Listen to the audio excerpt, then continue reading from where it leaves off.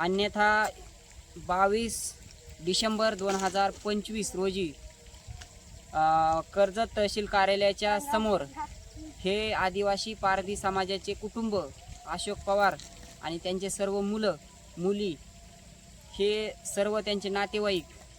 आणि वंचित बहुजन आघाडीचे आदिवासी पारधी समाजाचे नेते, वंचित बहुजन आघाडीचे महाराष्ट्र राज्याचे प्रवक्ते अरुण आबा जाधव आणि त्याचबरोबर सोमनाथ भैलुमे असे सर्व मिळून कर्जत तहसील कार्यालयासमोर येत्या सोमवारी 22 डिसेंबर 2025 या दिवशी ते बेमुदत धरणे आंदोलन तहसील कार्यालयासमोर धरणार आहेत. तरी कर्जतचे तहसीलदार, उपविभागीय दंडाधिकारी प्रांतसाहेब व जिल्हाधिकारी पंकजी आशिया यांनी ही बाब जरा थोडी गांभीर्याने घेण्यात यावी आणि ह्या आदिवासी पारधी समाजाला योग्य तो न्याय देण्यात यावा. सौर ऊर्जा, मुख्यमंत्री सौर ऊर्जा प्रकल्प हा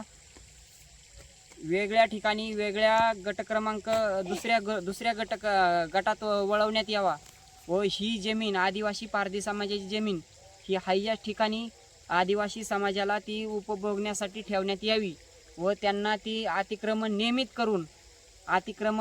करून त्यांच्या नावचा सातबारा त्यांना देण्यात यावा ही मी जिल्हाधिकारी साहेबांना विनंती करतो. अन्यथा हा जो समाज जो आहे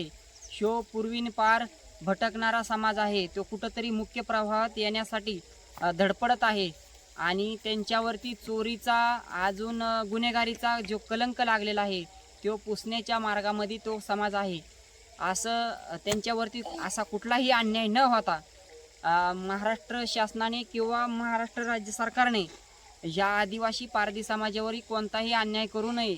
आमचा मुख्यमंत्री सौर ऊर्जा प्रकल्पाला कुठलाही विरोध नाही, त्याच्यामुळे सौर ऊर्जा प्रकल्पाला कुठलाही विरोध नसल्याने तो योग्य ठिकाणी वळवण्यात यावा आणि योग्य ठिकाणी त्याची सेफ्टिंग करण्यात यावी. आपण त्यांची प्रतिक्रिया जाणून घेणार आहोत की खरं त्यांच्या मनात खतखत आहे ते आपण त्यांच्याकडून